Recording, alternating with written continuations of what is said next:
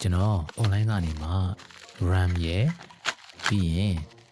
hard disk လေးရဲ့မှာလိုက်ခဲ့ပါတယ် RAM ကတော့ 16GB ၄ချောင်းပေါ့နော်ကျွန်တော်ရဲ့ PC လေးကို update တင်ချင်လို့ပါအဲ့ဒါနဲ့ရောက်တော့ကျွန်တော်ဖွင့်ကြည့်တယ်ဖွင့်ပြီးတော့ PC ထဲမှာထည့်တာပေါ့ဗျာတခုထည့်တယ်ဆက်ပြီးထည့်ပါတယ်ဆက်ပြီးတော့ထည့်ပါတယ်ကဲ PC လေး run ပြီ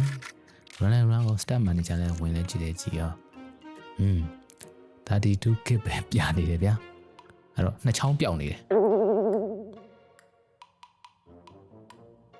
ဒါပေမဲ့စိတ်မပူပါနဲ့ကျွန်တော်အဲ့ဒီကဒီပညာအခုတည်းကိုသွားမိတဲ့အချိန်ကျတော့